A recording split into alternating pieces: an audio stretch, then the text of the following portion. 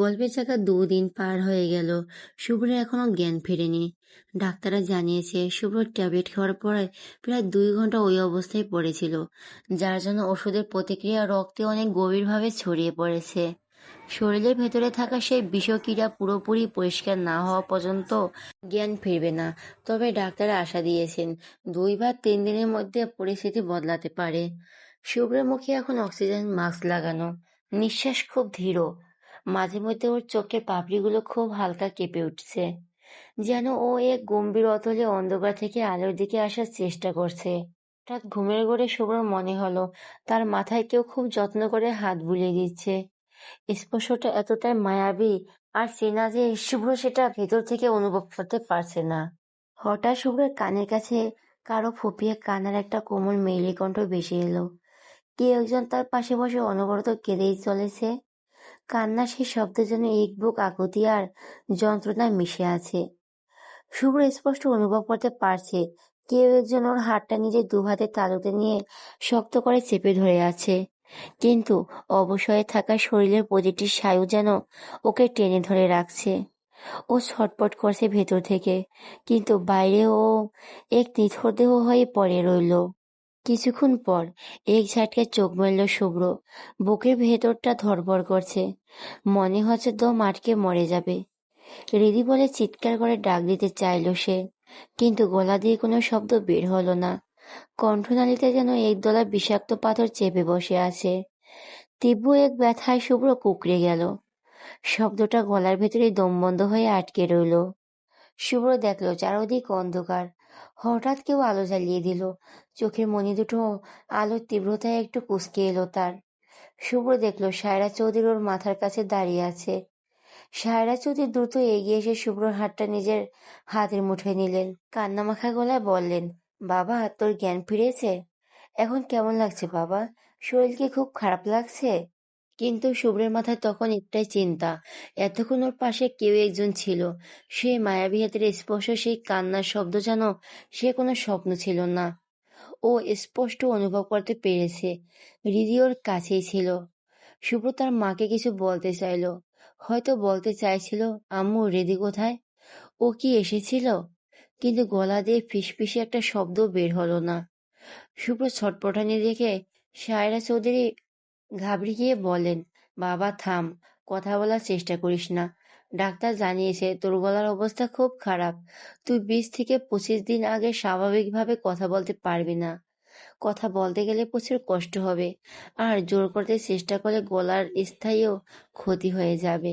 বাবা, একদম কথা বলার চেষ্টা করিস না। শুভ্র তবুও থামলো না। ও পাগলের মতো ইশারায় বোঝাতে থাকলো, আম্মু, আমার দিদি কই? ও হাত পা ছুড়ে বেড থেকে নামার চেষ্টা করতে লাগলো। সায়রা চৌধুরী ওর হাত দুটো চেপে ধরে আবার বললেন, বাবা, বাবা আমার, শান্ত হ। অসুস্থ শরীর নিয়ে এমন করিস না, শরীরটা আরো ভেঙে পড়বে। একটু শান্ত হ বাবা। কিন্তু শুভ্র কিছুতে নিজেকে সামলাতে পারছে না। ওর বারবার কথা বলার চেষ্টা করছে, আর প্রতিবারই গলার ভেতরে সে ক্ষতগুলোকে যেন কেউ জ্বলন্ত কয়লায় ঘষে দিচ্ছে। যন্ত্রণায় আর তীব্র অভিমানে শুভ্র চোখ দিয়ে টপটপ করে জল গড়িয়ে পড়তে লাগলো। পরিস্থিতি বেগতিক বুঝে সায়রা চৌধুরী ডাক্তারকে ডাকলেন। ডাক্তার এসে শুভ্রকে পরীক্ষা করে শান্ত হতে বললেন, কিন্তু শুভ্র তখন আচ্ছন্ন হয়ে আছে এই ঘড়ির মধ্যে। ওর মন বারবার বলছে রিদি আশেপাশে কোথাও আছে। ও ঠিক এসেছিল। ওর গায়ে সেই চেনা ঘ্রাণটা যেন এখনো এই কেবিনের বাতাসে ভরছে।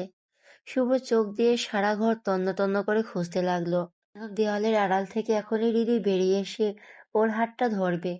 হঠাৎ দরজার ওপাশ থেকে কারো গম্ভীর কণ্ঠস্বর ভেসে এলো, আমি থামা শুভ্র। সোহান চৌধুরীর গলার আওয়াজ পাওয়া মাত্রই শুভ্র পাথরের মতো স্থির হয়ে গেল। ছটফটানি বন্ধ করে দিয়ে সে বড় বড় চোখে দরজার দিকে তাকিয়ে রইল। সোহান চৌধুরী কয়েক সেকেন্ড শুভ্র ফ্যাকাশে মুখের দিকে তাকিয়ে থেকে ঘাড় ঘুরিয়ে দরজার পেছন থাকা কার উদ্দেশ্যে বললেন, আয় মা। মুহূর্তে দরজার আড়াল থেকে ধীর পায়ে কেবিনে প্রবেশ করলো হৃদি। নিচু করে আসে সে, পরনে একদম সাদা রঙের একটা সাধারণ থ্রি পিস। হৃদিকে দেখা মাত্র শুভ্রর চোখের মণি দুটো স্থির হয়ে গেল। মাত্র কয়েকদিনে মেয়েটা যেন শুকিয়ে অর্ধেক হয়ে গেছে। চোখের নিচে কালচে ছোপ, সেই চঞ্চল ভাবটা একদমও উধাও। হৃদি একদম শান্ত। পায়ে ভেতরে এসে দাঁড়ালো, কিন্তু একবারের জন্য সে মাথা তুলে শুভ্র দিকে তাকালো না। শুভ্র তৃষ্ণাত চোখে হৃদির দিকে তাকিয়ে রইল। কতক্ষণ যে ও হৃদির ওই মায়াবী মুখটার দিকে তাকিয়ে আছে তার কোনো হিসেব নেই। তো কয়েকটা দিন সে অগ্নিকুণ্ডে ও জ্বলছিল। এখন মনে হচ্ছে হৃদির এই উপস্থিতি সেই অশান্তিগুলো বৃষ্টির মতো ধুয়ে মুছে সাফ হয়ে যাচ্ছে। দীর্ঘ তেষ্টার পর এক আজলা শীতল জল পেল যেন কেমন লাগে। শুভ্র এখন ঠিক তেমনই লাগছে। সোহান চৌধুরী শুভ্রর বেডের পাশে এসে দাঁড়ালেন। ছেলের ওই দিশেহারা চাহনি দেখে তিনি দীর্ঘশ্বাস ফেলে খুব শান্ত কিন্তু গম্ভীর গলায় বললেন, প্রথমত হৃদির বিয়ে হয়নি, আর বিয়ে হয়েছে বলে কেন তোকে জানানো হয়েছিল সেসব তুই পুরোপুরি সুস্থ হলেই জানবি। তার আগে তোর বাবা হয়ে একটা কথা বলছি, তুই দুনিয়ার সামনে যত শক্তিশালী বা দাপুটে মানুষ থাকিস না কেন, ভালোবাসার তুই বড্ড দুর্বল, বেশি কাঁচা আর দুর্বল। শুভ্র এবার ফ্যালফ্যাল চোখে তার বাবার দিকে তাকালো। সোহান চৌধুরী তার মনের অবস্থা বুঝতে পেরে আবার বললেন, মানে বুঝতে পারছিস না? হৃদি কোনো মহাকাশে দূরে ছিল না, ও একদম আমাদের বাড়িতেই ছিল, শুভ্রার সাথে শুভ্রার রুমে। অথচ তুই ঘরের কাছে জায়গা না খুঁজে অন্ধ হয়ে সারা শহর খুঁজে বেরিয়েছিস। তোর জেদ আর রাত তোকে এতটাই অন্ধ করে দিয়েছিল যে তুই নিজের ছায়াটাও দেখতে পাসনি। ভালোবাসার মানুষকে যেমন শুধরিয়ে দেয়, তেমনি ভালোবাসার মানুষকে অন্ধ করেও দেয়। কারো গম্ভীর কণ্ঠস্বর সবাই দরজার দিকে তাকালো। ঈশান দরজায় হেলান দিয়ে দাঁড়িয়ে আছে। তার পিছনে পিছনে শুভ্র কক্ষে প্রবেশ করলো। শুভ্র সরাসরি শুভ্রর পাশে গিয়ে বসলো। সে বিদ্রূপের সুরে বলল, বাবা গো, আমি আমার নিজের ভাইকে চিনতেই পারছি না। এই কি আমার সেই ভাই যে রাগ উঠলে পুরো বাড়িতে তাণ্ডব চালাতো? সে আজ হাসপাতালে বিছানায় পড়ে আছে। তারও কার জন্য? আবার এই এক বান্ধবী হৃদির জন্য। শুধু তাই না, হৃদিও তো ঠিক এইভাবে শুভ্রা চুপ একদম। ঈশানের ধমক খেয়ে শুভ্রা থেমে গেল। ঈশান সবার দিকে তাকিয়ে শান্ত গলায় বলল, আসলে আমার মনে হচ্ছে বছর এখন একটু বিশ্রাম আর একা থাকা প্রয়োজন। সায়রা চৌধুরী শুভ্রার মাথায় মমতা ভরে হাত বুলিয়ে দিয়ে বললেন, চিন্তার কিছু নেই, সব ঠিক হয়ে গেছে, তোর হৃদি তোর কাছেই আছে বাবা। একে একে সবাই কক্ষ থেকে বেরিয়ে গেলেন। এখন ঘরে শুধু ঈশান, শুভ্রা আর হৃদি। হৃদি আগের জায়গাতেই মূর্তির মতো দাঁড়িয়ে আছে, তার মাথা এখনো নিচু হয়ে আছে। ঈশান শুভ্রার দিকে তাকিয়ে প্রশ্ন করলো, শুভ্রা, তুমি এখানে বসে আছো, যাবে না? না, যাব না। এখানে বসে বান্ধবী আর হবু দুলাভাইয়ের প্রেম কথন শুনবো, ভাবে জবাব দিল শুভ্রা। ঈশান ভুরু কুঁচকে শুধালো, হোয়াট? হ্যাঁ। শুভ্র আর ঈশান দুজনেই শুভ্রার দিকে চরম বিরক্তি আর ভুরু কুঁচকে তাকালো। ঈশান খানিকটা অবসর হয়ে বলল, শুভ্রা, বস কিন্তু তোমার বড় ভাই লাগে। তো কি হয়েছে, এখন ভাইয়ের সাথে দুলাভাইও হয়ে গেছে। ভাই প্লাস দুলাভাই, প্রেম কাহিনী শোনার দিকে ভাই আমার দুলাভাই, আবার সম্মানের দিকে দুলাভাই আমার ভাই। শুভ্রার এমন অদ্ভুত যুক্তিতে হৃদয় চমকে মাথা তুলে তাকালো। ঈশান যেন কি বলবে ভেবে পাচ্ছে না। শুভ্রা এবার হাত নেড়ে ঈশানকে কিছু একটা বোঝানোর চেষ্টা করলো। ঈশান তীক্ষ্ণ নজরে লক্ষ্য করলো শুভ্র আঙুল দিয়ে লেখার ভঙ্গি করছে, অর্থাৎ তার কলম আর কাগজ প্রয়োজন। ঈশান দ্রুত পাশের ডেস্ক থেকে প্যাড আর একটা কলম তুলে নিয়ে শুভ্রর হাতে দিল। শুভ্র কাঁপা কাঁপা দুর্বল হাতে দ্রুত কিছু একটা লিখলো। তারপর কাগজটা শুভ্রার মুখের সামনে ধরলো। শুভ্রা লেখাটা পড়ল, ফালতু কথা না বলে এখান থেকে যা, আমার হৃদির সাথে এখন প্রাইভেসি চাই। শুভ্রা জেদের স্বরে বলল, মোটেও যাব না, আমি এখানে বসে তোমাদের প্রেম কথন শুনবো। নির্লজ্জ মেয়ে। বিড়বিড় করে কথাটি বললেও এই শুভ্রার কানে পৌঁছাতে একদম সময় লাগলো না। সে রাগী চোখে ঈশানের দিকে তাকালো। কিছু বললেন? না, আর কি বলবো। ঈশান বেশ আফসোস করা ভঙ্গিতে জবাব দিল। শুভ্র কাগজের উপর পুনরায় দ্রুত কিছু লিখলো। শুভ্র আবারও সেটা পড়ল। শরীর দুর্বল, কিন্তু হাত না। থাপ্পড় যদি না খেতে চাস তাহলে এখান থেকে ভালোই ভালোই কেটে পড়। শুভ্রা ভাইয়ের দুইবার ঢোক গিলল। শুভ্র মোটেও ভয় দেখাচ্ছে না। তার ভাই সবসময় সিরিয়াস থাকে এবং যা বলে করার ক্ষমতা রাখে। শুভ্রা এবার আমতা আমতা করে বলল, একটু থাকি না। শুভ্র কাগজের উপর বড় বড় অক্ষরে লিখলো, গেট আউট। একটু থাকি না। শুভ্রা কাগজের উপর বড় বড় অক্ষরে লিখলো, গেট আউট। ধমক ছাড়া শুভ্র চোখের চাহনি দেখে ঈশান আর শুভ্রা দুজনেই তড়িঘড়ি করে ঘর থেকে বেরিয়ে গেল। মুহূর্তে পুরো ঘরটা এক অদ্ভুত নিস্তব্ধতা গ্রাস করলো। দিদি এখনো আগের জায়গাতে দাঁড়িয়ে আছে, তার মাথা নুয়ে আছে এবং চোখের পাপড়িগুলো থরথর করে কাঁপছে। শুভ্র এক দৃষ্টিতে তার দিকে তাকিয়ে রইল। দুজনের বুকের ভেতরেই এখন এক অদ্ভুত অনুভূতি তোলপাড় চলছে। বেশ কিছুক্ষণ এভাবেই কাটলো। সময় কতটুকু পার হয়েছে তারা নিজেরাও বলতে পারে না। শুভ্র ধৈর্যচ্যুতি ঘটল। এভাবে স্তব্ধ হয়ে থাকাটা সে আর সহ্য করতে পারছে না। এক ঝটকা সে লাথি বসালো পাশে রাখা ওষুধের টেবিলে। বিকট শব্দে টেবিলটা উল্টে মেঝেতে পড়ে গেল। কাচের বোতলগুলো ভেঙে ঝনঝন শব্দে চারদিকে ছড়িয়ে পড়ল আর ওষুধগুলো গড়িয়ে গেল মেঝেতে। রীতি আতঙ্কে চমকে মাথা তুলল। শুভ্রর সাথে সাথে চোখের ইশারায় তাকে কাছে আসার আদেশ করলো। হৃদি তবুও নড়ল না, তার পা যেন মাটির সাথে গেঁথে গেছে। শুভ্র হাতে চিরকুটটা মুঠো পাকিয়ে গোল বল বানিয়ে হৃদির দিকে ছুঁড়ে মারল। হৃদি আবারও কেঁপে উঠল। এবার সে আর দাঁড়িয়ে থাকতে পারল না। খুব ধীরে ধীরে সে শুভ্র সাজ্জার পাশে এগিয়ে এলো। তার হাঁটু কাঁপছে এবং বুকে ধড়ফড়ানি যেন বাইরে থেকে টের পাওয়া যাচ্ছে। শুভ্র পলকহীন চোখে হৃদির দিকে তাকিয়ে রইল। এই মুখটা দেখার জন্য সে কত রাত তৃষ্ণার্ত চাতকের মতো কাতর হয়ে মরেছে তার কোনো হিসাব নেই। আচমকা শুভ্র হৃদির হাত ধরে সজোরে টান মারল। হৃদির টাল সামলাতে না পেরে সরাসরি শুভ্র বুকের উপর আছড়ে পড়ল। আকস্মিক ধাক্কায় দুজনের ওষ্ঠজোড়া মুহূর্তের জন্য মিলিত হলো। হৃদির পুরো শরীর যেন বরফ হয়ে গেল। শরীরের লোমকূপগুলো এক অজানা শিহরণে জেগে উঠল। শুভ্র আলতো করে হৃদির ঠোঁট থেকে নিজের ঠোঁট অজানা শিহরণে জেগে উঠল। শুভ্র আলতো করে হৃদির ঠোঁট থেকে নিজের ঠোঁট সরিয়ে নিল। হৃদি কাঁপা কাঁপা গলায় বিড়বিড় করে বলল, আপনি অসুস্থ, একটু নিজের শরীরের খেয়াল রাখবেন। কোনো কথা না বলে পাশ থেকে কাগজ টেনে নিল। দ্রুত হাতে কিছু একটা লিখে হৃদির চোখের সামনে ধরল। হৃদি পড়ল, তুই কি এসেছিলি আমার কেবিনে? হৃদি কোনো উত্তর দিল না। সে পুনরায় মাথা নিচু করে রইল। শুভ্র এবার কঠোর চোখে তাকিয়ে আবার লিখল, উত্তর দে। হৃদি খুব দৃঢ়লয়ে হ্যাঁ সূচক মাথা নাড়ল। শুভ্র চোয়াল শক্ত হয়ে এলো। সে দ্রুত কাগজে লিখল, লুকিয়ে কেন ছিলি আমার থেকে? হৃদি এবার চোখ তুলে শুভ্র চোখের দিকে তাকালো। তার কণ্ঠই এক অদ্ভুত সত্যতা। সে শান্ত স্বরে বলল, আপনার সামনে আসতে ইচ্ছে করেনি। কথাটি শোনা মাত্র শুভ্র বুকের ভেতরটা মোচড় দিয়ে উঠল। সে চিৎকার করে কিছু বলতে চাইল, কিন্তু গলায় সেই তীব্র ব্যথায় আটকে গেল। অবুঝের মতো শুভ্র তবুও শব্দ করার চেষ্টা করছে দেখে হৃদি ব্যাকুল হয়ে উঠল। সে চট করে নিজের আঙ্গুল শুভ্র ঠোঁটের উপর চেপে ধরল। আর্তনাদ করে হৃদি বলল, করছেন কি? কথা বলবেন না প্লিজ। শুভ্র কাগজের উপর বিষাদমাখা হাসি মুখে লিখল, আমি যদি মরে যেতাম। হৃদি আর নিজেকে ধরে রাখতে পারল না। এবার সে ফুঁপিয়ে কেঁদে দিল। শুভ্রর হাত থেকে কলম আর কাগজটা এক প্রকার ছিনিয়ে নিল সে। অশ্রুভেজা চোখে বড় বড় অক্ষরে কাঁপা কাঁপা হাতে হৃদিও কিছু একটা লিখলো এবং শুভ্রর চোখের সামনে ধরল। শুভ্র দেখলো সেখানে লেখা। না লাশের পাশে তখন আরেকটা লাশও থাকতো। শুভ্র দীর্ঘক্ষণ ফেলে কাগজে লিখলো, এত কষ্ট দেওয়ার কারণ? হৃদি এবার আর চোখের জল গেল না। সে শুভ্রের হাত থেকে কলম নিয়ে জেদের বসে লিখল, প্রতিশোধ। শুভ্র আলতো করে হাসলো। সেই হাসিতে কোনো রাগ নেই, আছে এক বুক প্রশান্তি। সে পুনরায় কাঁপা কাঁপা হাতে, খো, একটু শক্ত করে জড়িয়ে ধরবি আমাকে? হৃদি আর এক মুহূর্ত দেরি করল না। সে দুই হাতে শক্ত করে শুভ্রকে জড়িয়ে ধরল। চোখ দুটো শক্ত করে বন্ধ করে সে ঘন ঘন লম্বা শ্বাস ফেলতে লাগলো। মনে হচ্ছে প্রতিটি নিঃশ্বাসের সাথে বুকের ভেতর জমে থাকা পাহাড় সম হাহাকারগুলো সে আজ মুক্ত করে দিচ্ছে। নিজের সমস্ত শক্তি দিয়ে হৃদিকে নিজের বুকের সাথে পিষে ধরলো। তার আলিঙ্গন এতটাই সুদূর ছিল যে মনে হচ্ছিল সে হৃদিকে নিজের অস্তিত্বের ভেতরে মিশিয়ে নিতে চায়।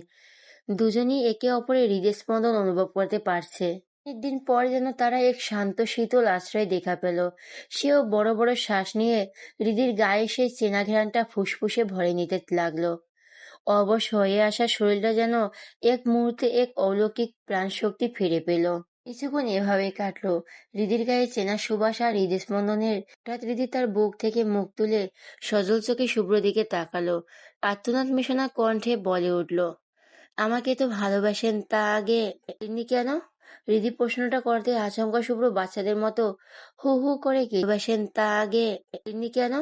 হৃদি প্রশ্নটা করতে আচমকা শুভ্র বাচ্চাদের মতো হু হু করে কেঁদে দিল। শুভ্র অশ্রুভেজা চোখে কাঁপা কাঁপা হাতে কাগজে কিছু একটা লিখলো। তারপর সেটা হৃদির চোখের সামনে ধরলো। হৃদি এক পলক তাকেই দেখলো। সেখানে মাত্র একটি শব্দ লেখা, ভয়ে।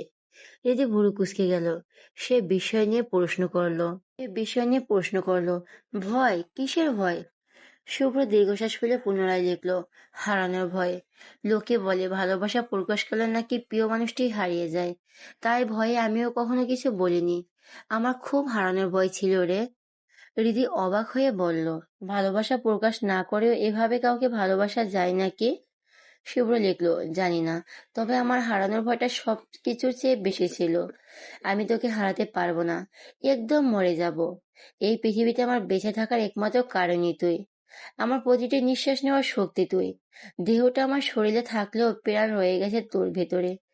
পৃথিবীতে যদি সাইফার শুভ্র চৌধুরী কোনো দুর্বলতা থেকে থাকে, তবে সেই দুর্বলতা হচ্ছিস একমাত্র তুই। হৃদির চোখ থেকে টপ টপ করে অশ্রু ঝরতে লাগলো। সে পাথরের মতো কঠিন মানুষটা তাকে এতটা অন্তরালের গভীরে ভালোবাসতো, আর সে বিন্দুমাত্র টের পেল না। নিজের ভালোবাসা মানুষের চোখের ভাষা বুঝতে না পারার গেলানি তাকে কুড়ে কুড়ে খেতে লাগলো। নিজেকে বড় অপরাধী মনে হচ্ছে তার। তবে কি সে সত্যি এক ব্যর্থ প্রেমিক? হৃদিয়া নিজেকে সামলাতে পারল না। সে আছড়ে পড়ল শুভ্রর বুকে। দুই হাতে তাকে পেছন করে জড়িয়ে ধরে ফুঁপিয়ে কেঁদে উঠল। আপনি আমায় এত ভালোবাসতেন আর আমি একটু ধরতে পারলাম না? কেন? কেন আমি আগে আপনার মনের হদিশ পেলাম না? ওর নিজের সমস্ত আকুলতা দিয়ে হৃদিকে জাপটে ধরল। গলার ক্ষত থেকে চিনচিনে ব্যথাটা যেন আজ খুব মধুর মনে হচ্ছে। সে হৃদির চুলে মুখ গুজে বড় বড় শ্বাস নিতে থাকলো। হৃদির উষ্ণ অশ্রু শুভ্র বুক ভিজিয়ে দিচ্ছিল, কিন্তু সেই সিগ্ধতায় আজ কোনো দহন নেই, আছে এক অদ্ভুত প্রশান্তি। রুমের নিস্তব্ধতা ছাপিয়ে শুধু হৃদির কান্নার শব্দ আর শুভ্রের হৃৎপিণ্ডের ধুকপুকানি শোনা যাচ্ছে। শুভ্র চোখ বুজে অনুভবে ডুব দিল। তার মনে হলো আজ যেন সে তার হারিয়ে যাওয়া প্রাণটা ফিরে পেল। হৃদিকে বুকের সাথে আরো একটু চেপে ধরে সে নিঃশব্দে জানিয়ে দিল, এই আশ্রয়টুকুর জন্য সে আজন্ম তৃষ্ণার্ত ছিল। সময়ের চাকা ঘুরে কেটে গেল 20 দিন। শুভ্রকে মাসখানেক হাসপাতালে থাকতে হয়নি। 5 দিনের মাথাতেই তাকে বাড়িতে ফিরিয়ে আনা হয়েছে। এখন সে পুরোপুরি সুস্থ, তেজোদ্দীপ্ত, সে আগের শুভ্র। হৃদি অবশ্য তাদের বাড়িতেই আছে, তবে মাঝে মধ্যে এসে শুভ্রকে দেখে গেছে আর ফোনে নিয়মিত খবর নিয়েছে। তাদের দুজনের মাঝে ভালোবাসার অথৈ সাগর থাকলেও সেই চিরচেনা ঝগড়াটা একচুলও কমেনি। শুভ্র বরং আগের চেয়ে বেশি দোষী হয়ে উঠেছে। মেয়েদের মতো খুঁটিনাটি বিষয় নিয়ে হৃদির সাথে ঝগড়া বাঁধায়। হৃদির অবশ্য মন্দ লাগে না, সে যে প্রতিদিন নতুন করে এক অন্য শুভ্রকে আবিষ্কার করছে। সকাল 10টা। শুভ্র পরিপাটি হয়ে নিচে নামলো। পরনে ধবধবে সাদা শার্ট আর মিশিয়া কালো প্যান্ট। কবজিতে ফিতার একটা কালো ঘড়ির চোখে সানগ্লাস। শার্টের উপর দুটো বোতাম খোলা রেখে সে আপন মনে হাতা ফোল্ড করতে করতে বাইরের দিকে যাচ্ছিল। ঠিক তখনই শুভ্র এক বরম আচার নিয়ে চুপচাপ করে খেতে খেতে রান্নাঘর থেকে বেরিয়ে এলো। শুভ্রকে এই অবতরণ রূপে দেখে সে একটা লম্বা শেষ বাজিয়ে বাঁকা হেসে বলে উঠল, ওহো, কোথায় যাওয়া হচ্ছে বুড়ো? রিবার সাথে বুঝি ডেটে যাওয়া হচ্ছে? বলি একটু কমিয়ে প্রেম করো বুড়ো, না হলে বিয়ের পর তো প্রেম করে কোনো মজাই পাবে না। শুভ্র থেমে শুভ্রার দিকে তাকালো। তার ভুরু কুঁচকে একাকার। হোয়াট রিভা? রিভা আবার কে? শুভ্রা আচারের বরম থেকে একটা আমসত্ত্ব মুখে পুরে নির্বিকার ভাবে বলল, কে আবার? তোমার হবু বউ? তো নাম তো রিধি, রিভা না। আগে উচ্চারণ করতে শেখ, ইডিয়েট। শুভ্রা মুখটা ভেঙচি কেটে বলল, আমি ঠিকই উচ্চারণ করেছি। আমি ওকে এই নাম দিয়েছি, রিভা। তোমার বউ হওয়ার আগে ও আমার কলিজার বন্ধু ছিল। এখন সে তোমার বউ হবে বলে কি আমি আমার ফ্রেন্ডকে ভুলে যাব? আবার সে আবার ভাবি হয়ে গেছে। তাই রিতে সে আবার ফ্রেন্ডের ভাতে আবার আমার ভাবি। আইডিয়াটা দারুণ না? শুভ্র সদর দরজা দিকে বেরিয়ে যাওয়ার সময় বিরক্তিতে একবার মাথা নাড়ল। গটগট করে হাঁটতে হাঁটতে বিড়বিড় করে বলল, একদম ফালতু আইডিয়া। সন্ধ্যার দিকে শুভ্র রীতিতে বাড়িতে এলো। হঠাৎ সোহান চৌধুরী ফোন করে তাকে জরুরি ভিত্তিতে আসতে বলেছেন। শুভ্র ড্রয়িং রুমে পা রাখতে দেখলো সোফায় সবাই গোল হয়ে বসে আছে। শুধু রীতি নেই, সেখানে ঈশানে উপস্থিত। সবাই বেশ হাসি খুশি মনে আড্ডা দিচ্ছে। শুভ্রকে দেখা মাত্র ইমন চিৎকার করে উঠল, ওহ, ওই তো ভাইয়া এসে গেছে। শুভ্র কিছু বুঝতে পারল না, তাকে এভাবে হুট করে ডাকার কারণ কি। ঠিক তখনই সিঁড়ির দিকে নজর যেতেই তার হৃদস্পন্দন এক মুহূর্তে যেন থমকে গেল। শুভ্র একটা টকটকে রঙের শাড়ি পরিয়ে রিদিকে সিঁড়ি দিয়ে ধরে নিচে নামিয়ে আনছে। রিদির লজ্জায় মাথা নিচু করে রেখেছে। গোলাপি রঙের কাতান শাড়ি, বাঁ হাত ভর্তি ম্যাচিং রেশমি চুড়ি, গলায় একটা চমৎকার নেকলেস, কপালে ছোট্ট পাথরের সাদা টিপ আর চোখে গাঢ় কাজল যেন তার মায়াবী রূপকে কয়েক গুণ বাড়িয়ে দিয়েছে। ঠোঁটে হালকা গোলাপি লিপস্টিক আর মাথায় আলতো করে শাড়ি আঁচল টানা। শুভ্র এক দৃষ্টিতে তাকিয়ে রইল। তার মনে হলো আসমান থেকে কোনো কাজল যেন তার মায়াবী রূপকে কয়েক গুণ বাড়িয়ে দিয়েছে। ঠোঁটে হালকা গোলাপি লিপস্টিক আর মাথায় আলতো করে শাড়ির আঁচল টানা। শুভ্র এক দৃষ্টিতে তাকিয়ে রইল। তার মনে হলো আসমান থেকে কোনো গোলাপি পরী নয়তো বরং আস্ত এক নতুন বউ একমাত্র এইমাত্র তার সামনে এসে দাঁড়িয়েছে। শুভ্র চোখের পলক পড়ছে না। এই রূপ যে তার হার্টবিট বাড়িয়ে দেওয়ার জন্য যথেষ্ট। হৃদি নিচে নেমে সবার প্রথমে সোহান চৌধুরীকে সালাম করলো। সোহান চৌধুরী পরম মমতায় তার মাথায় হাত রেখে দোয়া করে বললেন, কি মা। হৃদি এবার সায়রা চৌধুরীকে সালাম করতে গেলে তিনি হৃদির কাঁধ ধরে তাকে সোজা করে দাঁড় করালেন। তারপর আদুরে ভঙ্গিতে হৃদির থুতনিতে হাত ছুঁয়ে বললেন, মেয়ে তো নয় যেন সাক্ষাৎ পরী। জানিস মা, আমি সবসময় মনে মনে চাইতাম ঠিক তোর মতো একটা পরী বউ যেন আমার ছেলের ঘরে আসে। আমার মনের আশা পূর্ণ করেছে। লজ্জায় আরো বেশি মাথা নিচু করে ফেললো। সোহান চৌধুরী এবার শুভ্রকে হাতের ইশারায় ডাকলেন, কি রে, ওইখানে মূর্তির মতো দাঁড়িয়ে থাকবি নাকি এদিকে আসবি? ধীর পায়ে সবার মাঝখানে এগিয়ে এলো এবং হৃদির ঠিক পাশে গিয়ে দাঁড়ালো। শুভ্রা এবং সুযোগে তার ফোন বের করে টপাটপ কয়েকটা তাদের দুজনের ছবি তুলে দিল। ঈশান পাশ থেকে উকি দিয়ে শুভ্রার ফোনের ছবিগুলো দেখে নাক ছিটকে বলল, ছবিগুলো একদমই ভালো হচ্ছে না। এটা কোন স্টাইলের হলো? হৃদি একদিকে আর বস অন্যদিকে। দুজনকে একদম গা ঘেঁষে দাঁড় করিয়ে ছবি তুলতে হবে। শুভ্রা আফসোস করে বলল, ভাই আবার ছবি তুলবে? এই যে লুকিয়ে কয়েকটা তুললাম, এটাই আমার ভাগ্য। ঈশান আশ্বস্ত করে বলল, আগে বড়দের কথাবার্তা শেষ হোক, তখন না হয় সুযোগ বুঝে তুলে নিও।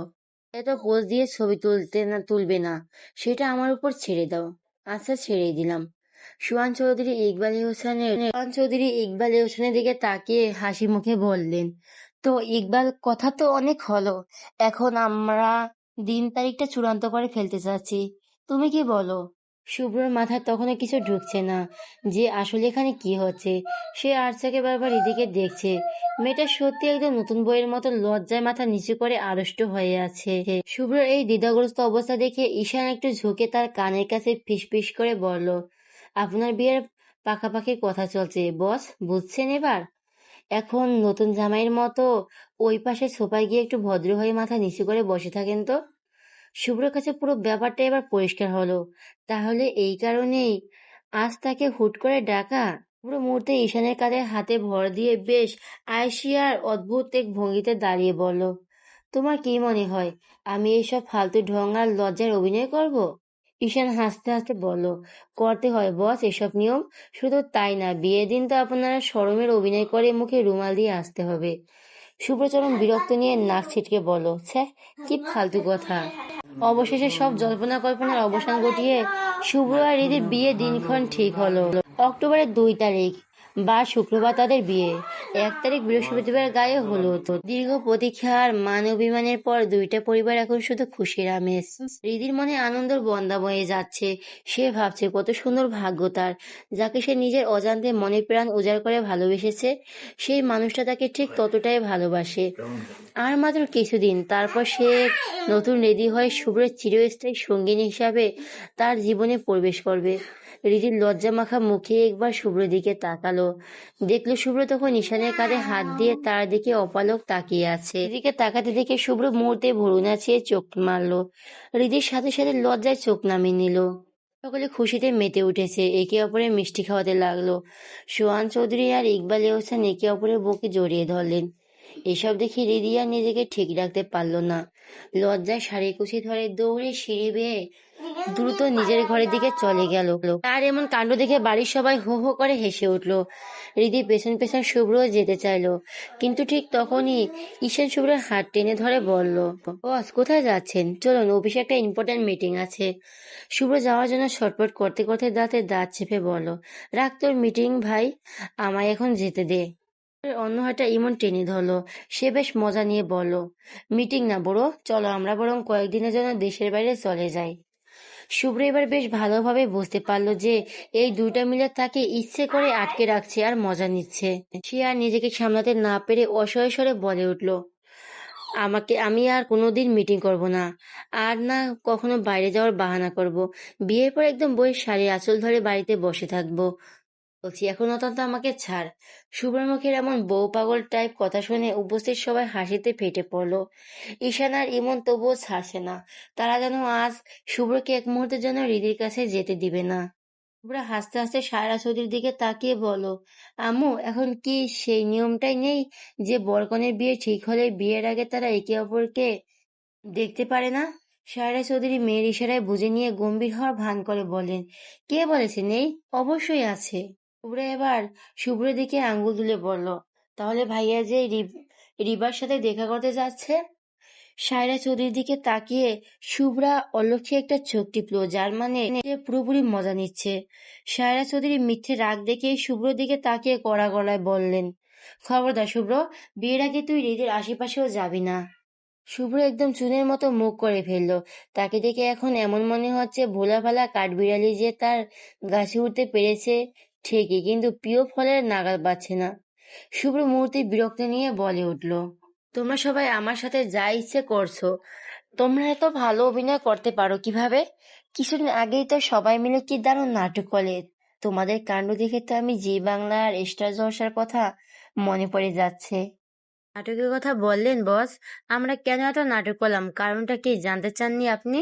এখানের মুখ থেকে হুট করে এই নাটকের কথা শুনে শুভ্র মুহূর্তের মধ্যে পাথরের মতো গম্ভীর হয়ে গেল। তার জোয়ার শক্ত হয়ে এলো, চোখের মনে দুটো তীক্ষ্ণ হয়ে বিঁধল ঈশানের ওপর। সে একদম নিরেট আর গম্ভীর সুরে বলল, হ্যাঁ জানতে চাই, কেন আমার সাথে সবাই এমন নাটক করলে? এত কষ্ট দেওয়ার কারণটা কি? শুভ্র গলার স্বরে এক ধরনের চাপা হাহাকার আর তীব্র অভিমান মিশে আছে। যে কষ্টটা সে গত কয়েকদিন ধরে তিলে তিলে সয়েছে, সেটা যেন অগ্নিগিরির মতো ফেটে বের হতে চাইছে। সে শুধু নির্বিকার হয়ে সবার মুখের দিকে তাকাচ্ছে উত্তরের আশায়। তার বুকটা ডিপ ডিপ করছে। ঈশান এবার রহস্যময় একটা হাসি হাসলো। সে শুভ্রের একদম কাছে এগিয়ে এসে রক্তিম কণ্ঠে বলল, জানার পর নিজেকে ধরে রাখতে পারবেন তো? কথাটা শুনে শুভ্র ভুরু কুঁচকে একাকার হয়ে গেল। এই লুকোচুরি আর হেয়ালি তার এখন আর এক বিন্দু সহ্য হচ্ছে না। তার ধৈর্যের বাঁধ ভেঙে যাচ্ছে। সে ঈশানের একদম মুখোমুখি দাঁড়িয়ে দাঁতের দাঁত চেপে ফেটে পড়ল। এত ঘুরিয়ে পেয়েছে না বলে সোজা সাপটা বলো। ঈশান এবার একটু দীর্ঘশ্বাস ফেলে স্থির দৃষ্টিতে শুভ্রর দিকে তাকালো। তার কণ্ঠে যেন এক গভীর রহস্যের টান। সে শান্ত স্বরে বলল, কি আর করার, তাহলে তো একটু অতীতে যেতেই হয়। চলুন আপনাকে অতীতটা শুনিয়ে আসি। অতীত, সেদিন দরজার ওপাশে সায়রা চৌধুরী আর রিদি আর কাউকে না, স্বয়ং সোহান চৌধুরীকেও দাঁড়িয়ে থাকতে দেখে দুজনের রক্ত হিম হয়ে এলো। তার চোখে মুখে অগ্নিগিরির মতো রাগ। সায়রা চৌধুরী তো ভয়ে বড় বড় ঢোক গিলছেন, শরীর থরথর করে কাঁপছে। সোহান চৌধুরী কোনো চেঁচামেচি করলেন না, শুধু পাথরের শীতল চোখে সায়রা চৌধুরীর দিকে তাকিয়ে আদেশ দিলেন, সব কাপড় চোপড় গোছাও, আমরা আজকেই ঢাকা ব্যাক করব। সেদিনই সোহান চৌধুরী, রিদি, তার পরিবারের সবাই ঝড়ে গতিতে ঢাকা চলে এলেন। সোহান চৌধুরী ইকবাল এহসানকে জরুরি ভিত্তিতে তাদের বাড়িতে যেতে বললেন। রিদিরা সরাসরি সুব্রদের বাড়িতে গিয়ে উঠল। ড্রয়িং রুমের বাতাস যেন গুমোট হয়ে আছে। ইকবালের মুখটা রাগে থমথমে, যেন এখনই ফেটে পড়বে। সোহান চৌধুরী গম্ভীর মুখের প্রতিটি ভাঁজে বিরক্ত স্পষ্ট। রিদি মাঝখানে দাঁড়িয়ে মাথা নিচু করে ফুঁপিয়ে কাঁদছে। সোহান চৌধুরী একই রকম সব সত্যিটা ইকবাল এহসানের কাছে ফাঁস করে দিলেন। সব শুনে ইকবাল এহসান আগুনের মতো রিদির ওপর ফেটে পড়লেন। কিছুক্ষণ পর তিনি দৃঢ় পায়ে রিদির সামনে গিয়ে সরাসরি প্রশ্ন ছুড়লেন, তোর আর সুরের সম্পর্ক কি? বাবার এমন প্রশ্নে রিদি আতঙ্কে কেঁপে উঠল।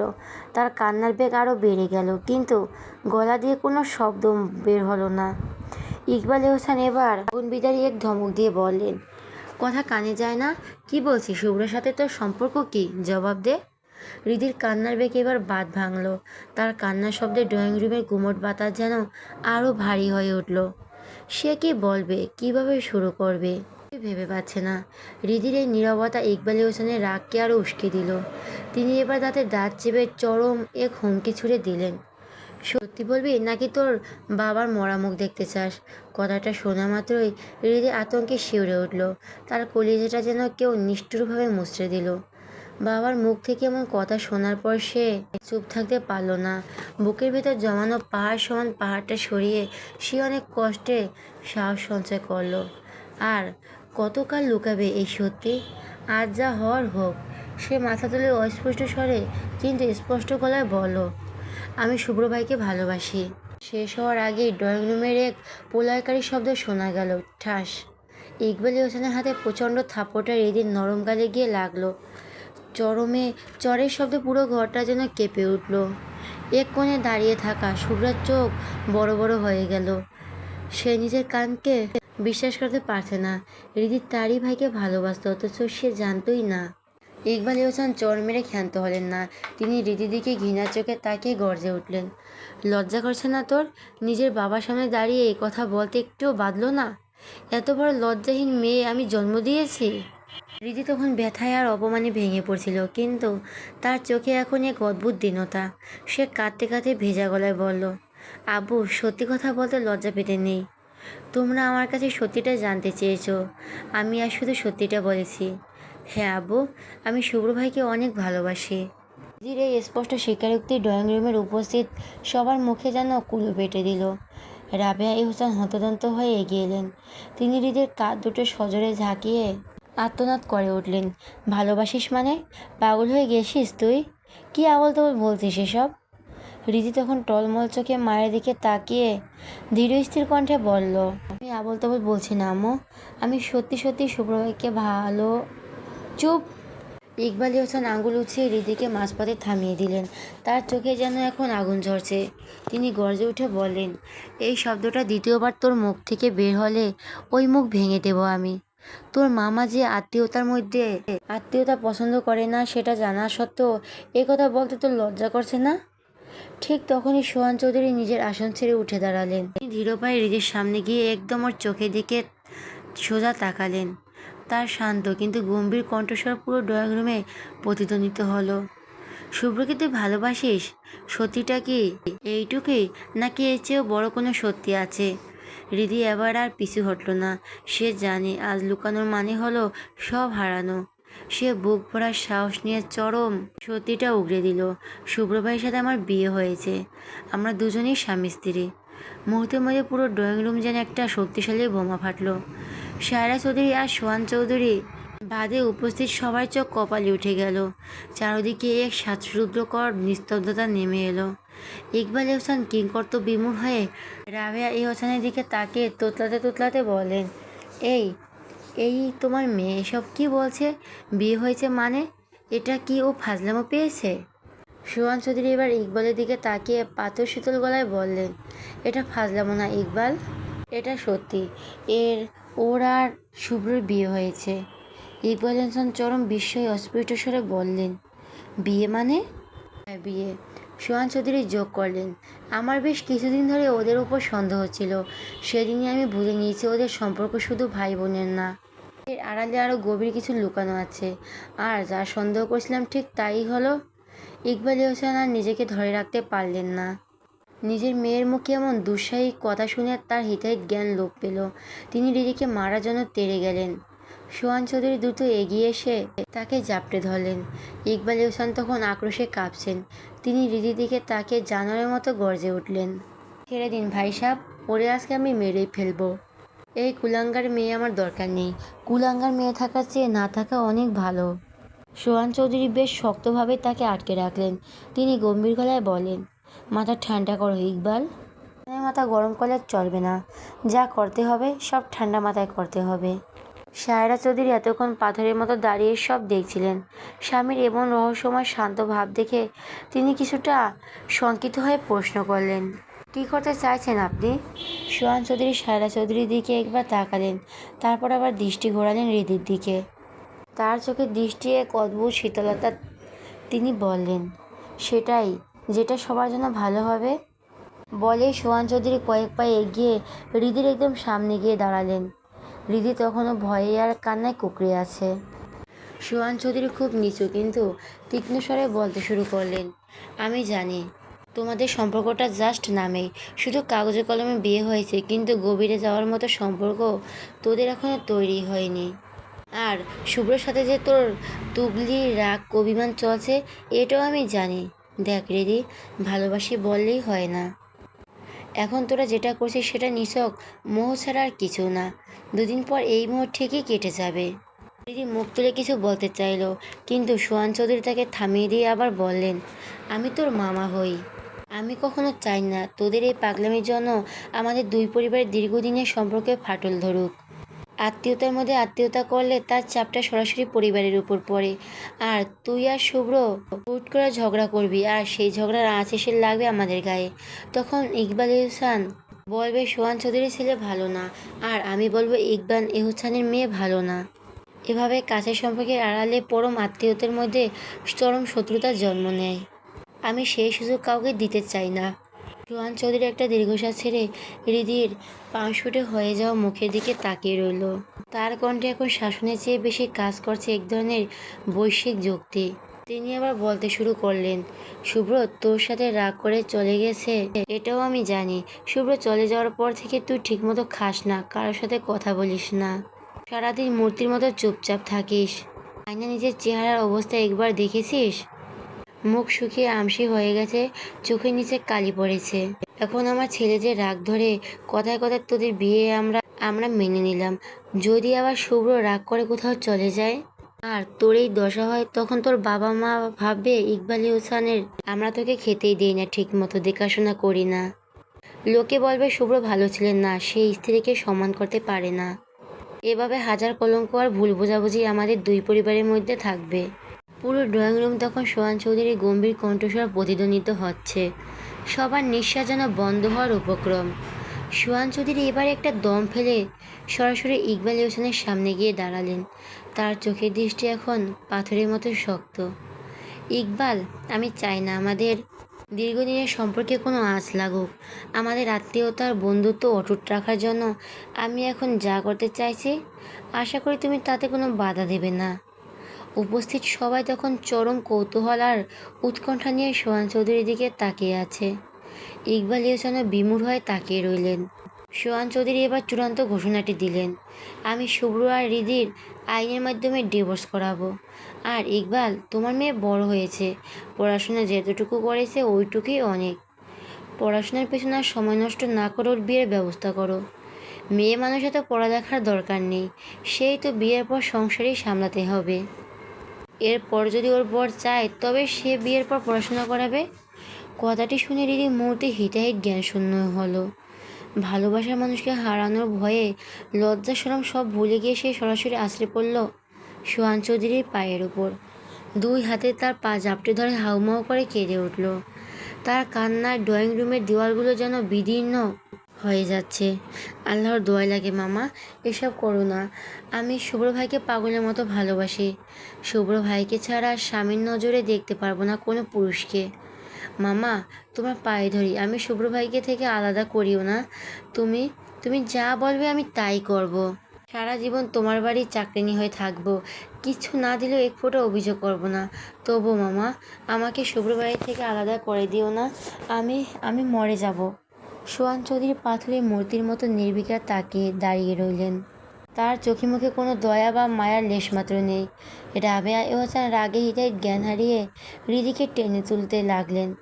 তিনি হৃদির হাতে সজোরে টান দিয়ে গর্জে উঠলেন, ওঠ বলছি, ওঠ হারামজাদি, আমাদের মুখ পুড়ালি তুই। এত আদর যত্নের ফলাফল তুই এইভাবে দিলি, কুলাঙ্গার মেয়ে কোথাকার। কিন্তু রীতি যেন আজ পাথরের গায়ে আছড়ে পড়া এক লহরী। সে সোহান চৌধুরীর পা ছাড়ল না। বাচ্চাদের মতো ফুপিয়ে কাঁদতে কাঁদতে আকুতি করতে লাগলেন, মামা, তুমি আমাকে শুভ্র ভাই থেকে আলাদা করে দিও না। তোমার ছেলেটাকে আমি অনেক নিঃশ্বাসের চেয়েও বেশি ভালোবাসি। এটা মোহ না মামা, তুমি বলো কি করলে বিশ্বাস করবে এটা ভালোবাসা। ভালোবাসা ভালোবাসা প্রমাণ করার জন্য আমি সব করব। তুমি শুধু একবার বলো কি করতে হবে আমায়। সোহান চৌধুরী সেদিন একটা কথাও বলেনি। তার এই নীরবতা যেন চাবুকের চেয়েও বেশি ক্ষতবিক্ষত করছিল হৃদিকে। হৃদি তার পা ছাড়তে চাইল না। সে যেন জীবনের শেষ সম্বল হিসেবে শুভ্রকে ভিক্ষা চাইছে। কিন্তু ইকবাল এহসান আর রাবেয়া এহসান নির্দয়ভাবে টেনে হিঁচড়ে হৃদিকে তুলে দাঁড় করালেন। হৃদি যাবে না, সে মাটিতে নখ দিয়ে আঁকড়ে ধরার চেষ্টা করছে। রাবেয়া এহসান ক্ষিপ্ত হয়ে হৃদির গালে পিঠে এলোপাথারি চড় থাপ্পড় দিতে লাগলেন। শারীরিক যন্ত্রণায় হৃদিকে স্পর্শ করল না। তার সমস্ত দহন এখন হৃদয়ে। টেনে নিয়ে যাওয়ার সময় হৃদি সোহান চৌধুরীর দিকে তাকে শেষবারের মতো চিৎকার করে বলল, মামা, তুমি আমার ভালোবাসাকে মোহ ভাবছ? দেখে নিও, তোমার ছেলে যদি এই হৃদি মেয়েটাকে না পায়, তাহলে এই মেয়েটা জীবিত থাকবে না, একটা লাশে পরিণত হবে।